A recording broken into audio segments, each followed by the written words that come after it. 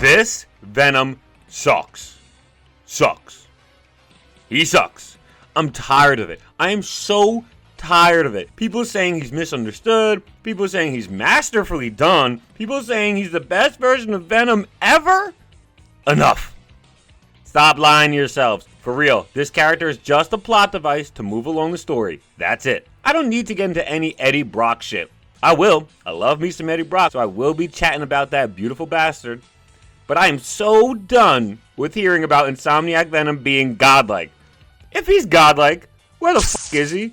Seriously, I'm trying to find the motherfucker. When I played the game for the first time, I was about 70% of the way through. Nary a Venom had shown up at that point. 70%. Is he godlike because much like God, you can't see him? And he's not even real? Why is there so much marketing for Venom that doesn't show up in the game, like, at all? We might have more advertisement time for Venom than we do actual screen time for him. And how on earth do you get Tony Todd? Tony Todd, the Candyman. And we get like 8 minutes of dialogue from him. You hire a legend and asked him to give you this little amount of vocals? That's like signing prime LeBron James and telling him to come off the bench. No way do you do that. Tony Todd is a superstar. Venom is a superstar. You marketed this whole game around Venom just for him to show up for a whopping half hour, say one good line. Thanks for coming, Pete. Get his ass kicked and peace out like me at the end of my videos?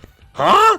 Come on, guys. Come on. This much marketing and advertising shouldn't lead to Venom being like the third most appealing storyline in the game, behind Miles saving Lee and Kraven just being a badass. Kraven being a badass is actually the only reason Venom exists in this universe when you think about it. He killed Spider-Man, forcing all the events to play out with the black suit.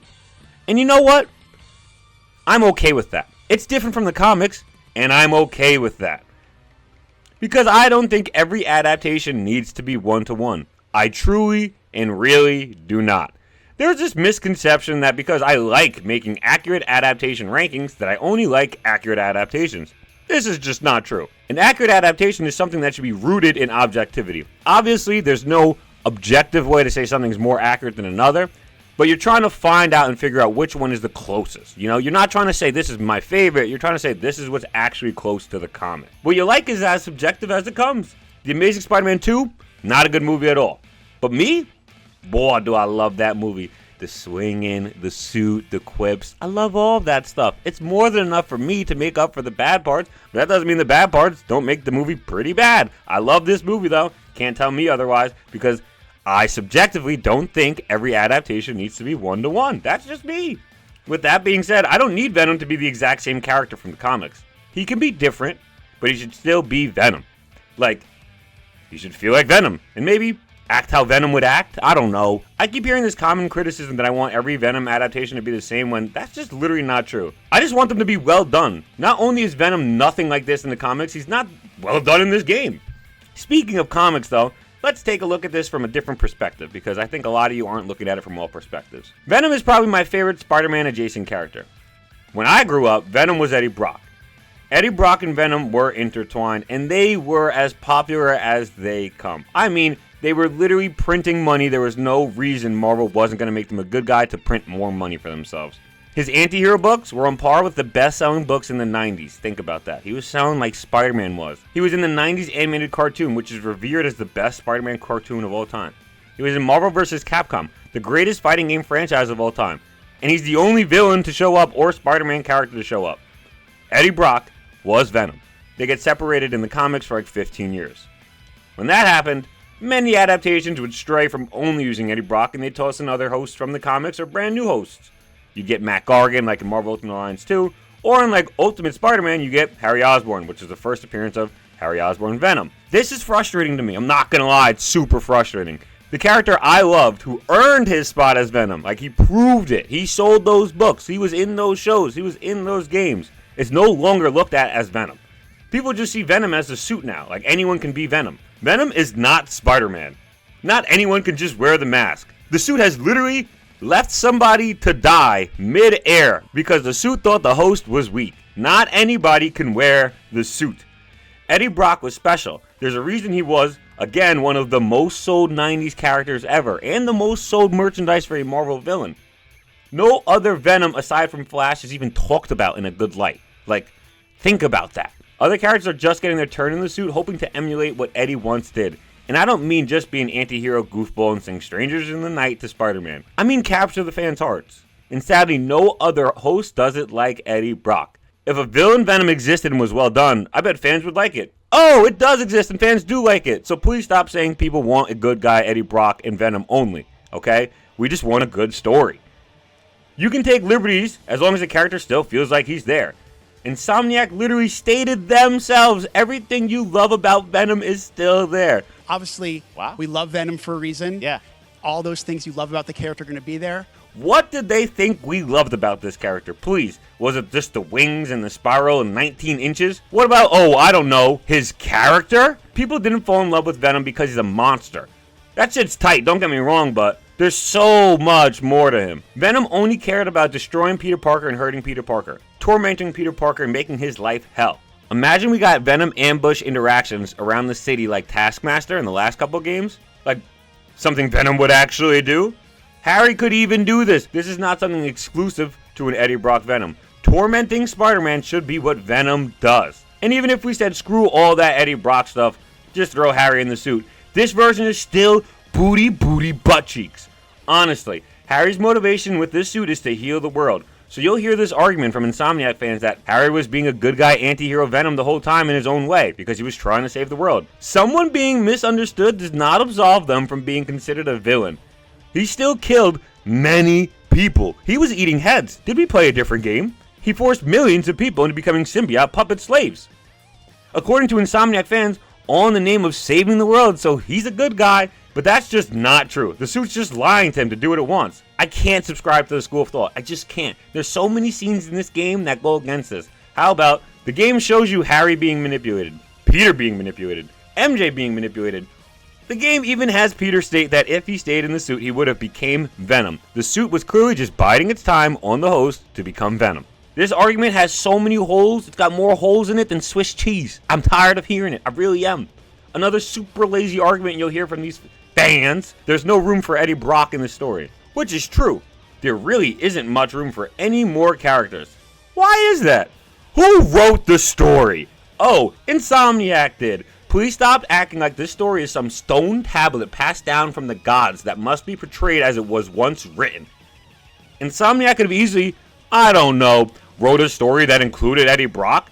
It's literally the corniest excuse I've ever heard. Yeah, the people who wrote the story say there's no room for Eddie Brock in the game. Then write a different story. That's literally your job. I don't get it. I really don't. This version of Venom is just so poorly written.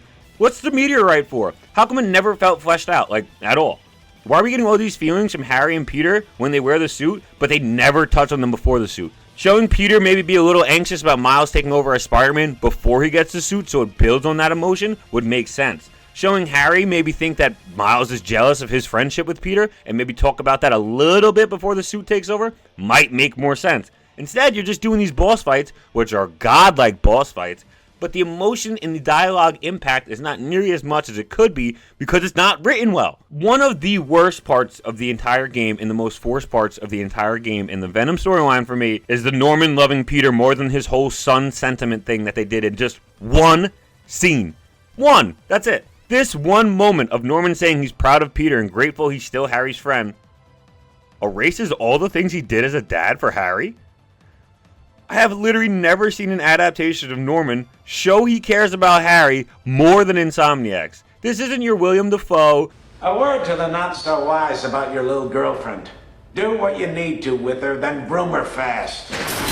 Where he cares about Harry, but he's really just more focused on himself. No, this is a Norman Osborn who will do anything to save his son. He does not want to lose him under any circumstance. The fact that Harry's just pissy about one interaction is so disrespectful to Norman for all the years he spent showing how much he loved his son. To Harry, all those years are erased because he thanked Harry's best friend for being Harry's best friend. So now his dad must not love him anymore. Time to be Venom. Like, what? Who wrote that? There's also the fact that Harry's freaking irate with Peter for literally going to sleep with the suit one night. That's literally it. And then Peter pops off on Harry. Friendship's over to Harry now. That's it. This entire childhood friendship that's been blossomed over literally maybe 15 years or so, it's gone because Peter said one thing. Because Venom's gotta come, everybody. We don't even need to talk about that stupid, forced scene of Harry freaking breaking open the containment lock of the suit. Harry's, stumbling around with a cane. He can barely move and waddle. He's going up against Spider-Man. He dodges lightning. But he can't dodge this cane, everybody. Venom's gotta come, everybody. Who wrote this? You can tell they meant and wanted to do so much more with this story. And they wanted to flesh it out so much more. I mean, it doesn't even make sense they would have that one scene with Norman Osborn without having more than just that one scene. At least another form of dialogue. Something. Because everything we've saw in the game up until this point, Norman loves Harry to death. There's nothing he wouldn't do for Harry. All around, put everything together. I can't do it anymore, yo. Hearing about Insomniac Venom, hearing about how he's great, hearing about how he's godlike, I don't want to hear it anymore. I'm so over it, okay?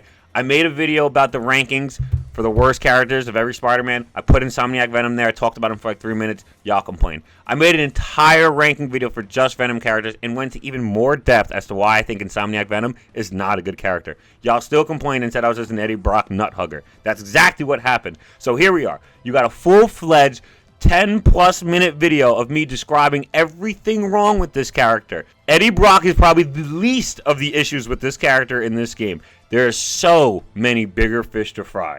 Sadly, it's very clear that Venom was the end goal instead of being the actual story for the game. It all came to Venom and ends, when that's really where it should have started. Alright, video's over. Just real quick, why aren't you guys subscribing? I don't really understand it. You guys are watching the videos and liking the videos. You should subscribe to the channel. Come on, guys. Alright, I'll catch y'all in the next one. Dunk out. Peace.